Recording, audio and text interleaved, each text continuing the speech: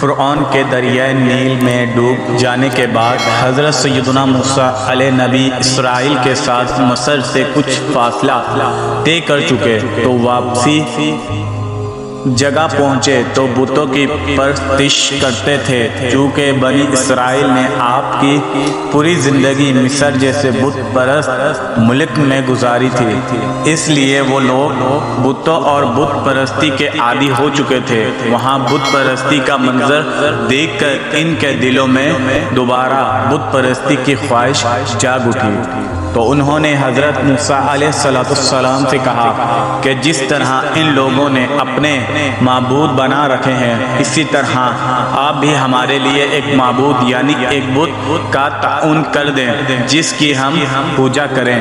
بڑی حیرت کی بات ہے کہ بنی اسرائیل اللہ تعالیٰ کی اتنی واضح اور کھلی نشانیاں دیکھنے کے بعد بھی اسے بھلا بیٹھے۔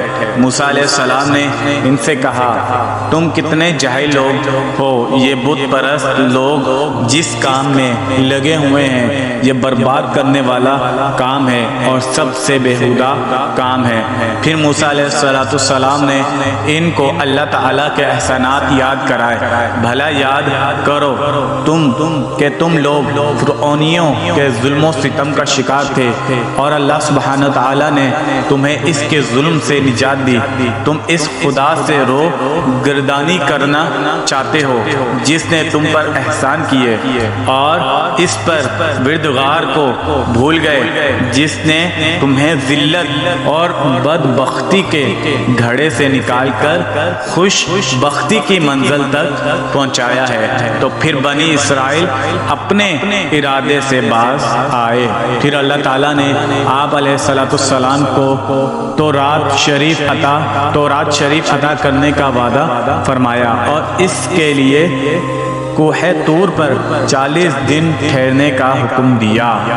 بنی اسرائیل میں سامری نام کا ایک شخص تھا، یہ نہایت گمراہ اور گمراہ کن یعنی گمراہ کرنے والا آدمی تھا۔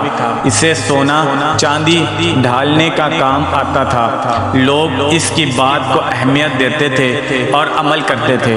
چنانچہ جب اللہ تعالیٰ سے کلام کرنے کے لیے حضرت موسیٰ علیہ السلام کو کوہ طور پر تشریف لے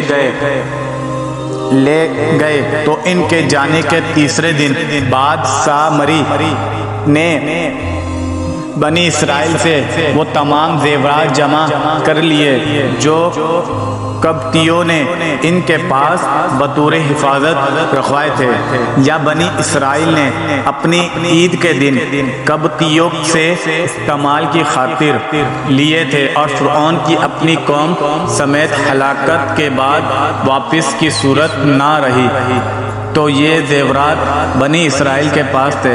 سامری چونکہ سونا ڈھالنے کا کام کرتا تھا، اس لیے اس نے تمام سونا چاندی ڈھال کر اس سے ایک بے جان بچڑا بنایا۔